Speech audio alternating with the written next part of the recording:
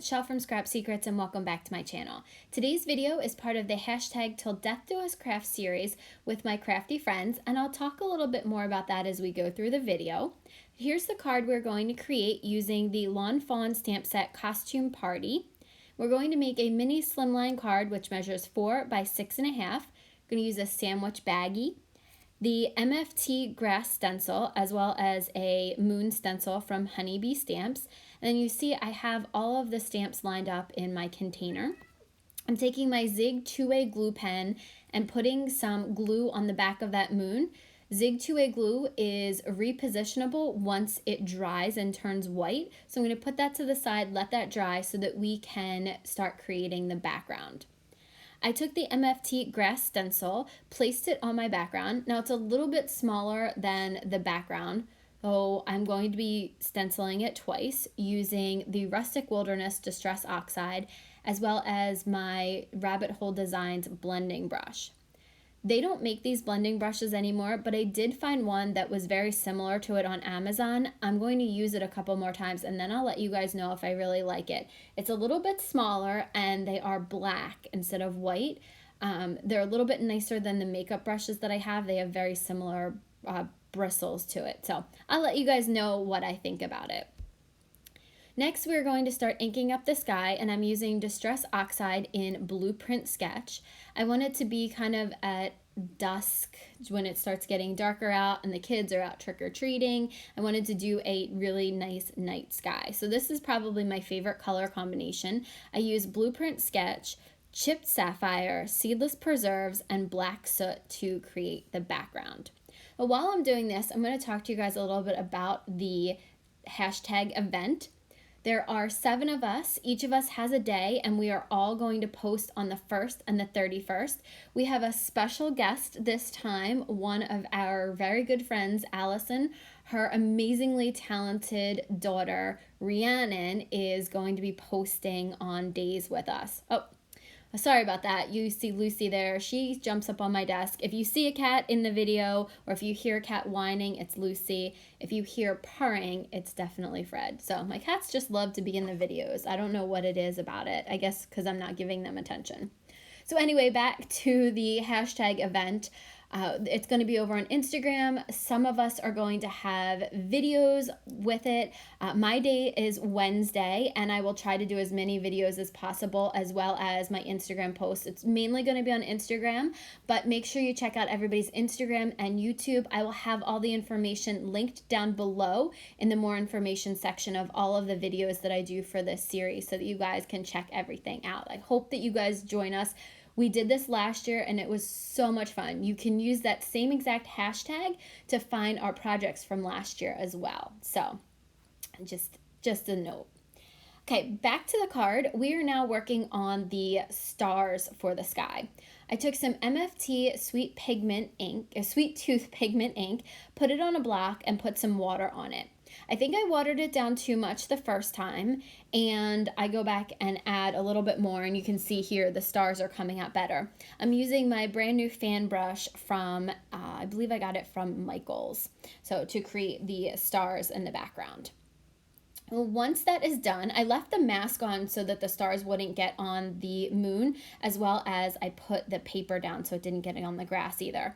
So now you can see I'm just wiping off that excess glue from the moon, and our background panel is done. I'm going to stamp out the main images that we are going to watercolor onto some Canson XL watercolor paper, because I'm going to use my Derwent Inktense watercolor pencils. I absolutely love these. It's the only way that I watercolor lately. I used to watercolor with Distress Ink and Distress Oxide, but I love the Derwent Inktense watercolor pencils. So if you guys see me doing any watercoloring, it's generally with those. I stamped out the images a couple of times, and then we put that to the side, and I'm going to stamp out some smaller images that were in this set. A little while ago, I had done a shaker card, and somebody said that they wanted to do one, but they didn't have any special supplies. So I did one where you used die cuts. And then today, I'm going to do, this is going to be, the shaker pieces, or shaker elements, are all going to be images from the stamp set. and they're going to be double-sided. So if you notice that most of them, with the exception of the toilet paper, they are symmetrical. I made the toilet paper work though. So we stamped out the cluster for a couple of different times. I'm going to run it through my scan and cut so that all of the little images cut out. So here you see that there. I put them into one of my little white bins. So you can see the back has nothing on it, but the front is stamped out. Now I'm going to use that piece that we cut out of as a template, turn all the images over, place them down onto my MISTI, and then just continue to put the pieces in and stamp on the back of them. It doesn't matter that the paper or the toilet paper doesn't come out perfectly. You're not really going to see it. It's just a background image as part of the shaker. But I wanted to show that you don't need anything special to create a shaker card. We're using a sandwich baggie, which you can find basically at any store, at Target, Walmart, your supermarkets, for relatively inexpensive. And you can make your own shaker pieces if you don't have shaker images. So very easy to do, and I hope that you guys try this out because I actually had a lot of fun doing this. I was surprised at how much I actually liked coming up with this idea and creating these shaker pieces. You're gonna see I put them all in there, just did my best to line them up, and again, it doesn't have to be perfect. They're just background shaker images, so not a huge deal. I'm using that Catherine Pooler Midnight ink that I've been using to ink everything up in, and just doing that. Now I placed them all in the bin, and I put all of the pumpkins together, all the toilet paper together, all the brooms together, as well as the candy bar, and Lucy gets up on there again because, she just has to be in all of my videos. We're going to now color in the characters. And this, again, is one of my favorite things to do. Definitely not an expert at it, but I'm getting better as we go through, and I think I have better color combinations now that I've been working with them. The labels on there are not necessarily true to the color, so you just kind of have to, I probably could swatch them out, but I'm not great with this. I colored this little dinosaur guy in. I added some texture to it. I had a little bit of fun with the watercoloring. So I left a little bit of this in so that you guys can see how I watercolor. So the first thing I did was I laid the color down and then pulled the color out.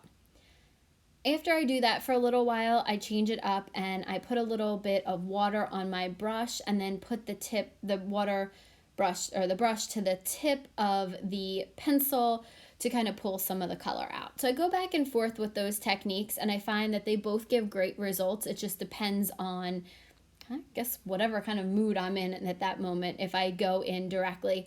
Or if I want a more concentrated color, I'll go in and color most of the image in and then just pull a little bit of it out. But if I want something really light, like for the mummy skin tone, I went in with a lot of water and then just a little bit of pigment from the brush. So, like I said, I had fun coloring these images. Not great with watercolors, but these for me, I don't know, if anybody has experience with these, let me know down below, because I really, I find these so much easier than watercolors. So let me know what you guys think if you use them as well. So we're just going to color in all of these images, and I hope that you guys are excited. If you joined us last year, I hope that you're going to find some great new content this year. And if you didn't, please use the hashtag and go back and look at the projects from last year, because there was a lot of great inspiration for Halloween cards, and I know that my amazingly talented friends are going to have a lot of great inspiration for this year too. So we're going to finish up coloring in some of these images. I didn't leave everything in there, but I just wanted to add a little bit of the watercoloring. Here are the finished watercolored pieces, and I'm going to run those through my Brother Scan and Cut to cut them out so we can put them on the front of the card. But we're going to work on the panel that we created. Put the panel into the sandwich bag. This is just a regular size sandwich bag from Target. And we're going to cut off some of the excess so that we don't have too much bulk on here. I leave a little bit at the top so that we can fold it over and glue it once we've inserted the shaker pieces. and make sure that the panel is all the way to the one side of the bag. And then I'm going to take my ATG gun and add a little bit of glue to the back and then seal off that piece on the side so there's not that excess there, and also cut some of that bulk out. I'm going to cut the corner off and then some of the excess pieces at the top as well. Now that we have the bag sealed off on the side, we are going to dump in the shaker pieces. I want to make sure that they're in the front and make sure everything shakes, that I didn't put too much or too little in there, and they seem to move around okay. I just separated them a little bit so they would shake a little bit better. And then we are going to close off the top of that bag. I'm going to use my ATG gun and put a piece of tape on the bottom, take the bottom part of the bag and seal that first, then go back and put another piece of ATG down and seal that. If you just seal the two pieces together, the flap will be open a little bit, so I like to double seal it. It's probably a little bit of overkill, but I just like to do that. I tested the shaker and they work really well. I'm getting some pop dots out and putting pop dots on the back of each of the characters.